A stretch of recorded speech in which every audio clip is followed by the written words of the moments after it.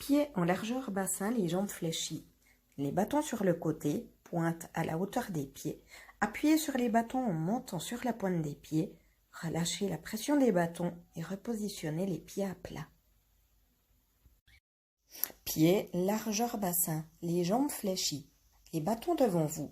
Appuyez sur les bâtons en montant sur la pointe des pieds. Relâchez la pression des bâtons et repositionnez les pieds à plat.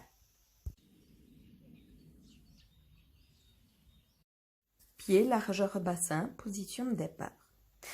Les bâtons devant vous, une jambe derrière. Bras semi-tendus, descendre en appuyant sur les bâtons. La main se situe au départ à la hauteur de l'épaule, tant en haut qu'en bas. Pieds en largeur bassin, position de départ. Positionnez une main sur la poignée et l'autre le plus en externe possible. Commencez la compression du bâton en montant le plus haut possible, puis redescendre en continuant de pomper. En montant, toujours pomper. Ne pas dépasser la hauteur des épaules si des douleurs sont perceptibles. Prescription de sécurité. Abdominaux engagés et jambes fléchies, les pieds en largeur du bassin. Ne pas dépasser les épaules si les douleurs sont perceptibles.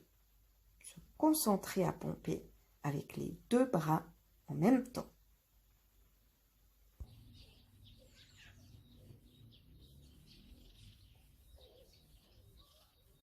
Pieds en largeur du bassin. Attention, les genoux ne doivent jamais dépasser la pointe des pieds. Squat en levant les bâtons au-dessus de la tête. Pour plus d'efficacité, ajoutez la compression du bâton une fois le bâton en haut. Pieds en largeur bassin. Les bâtons se positionnent derrière le corps à la hauteur des fessiers.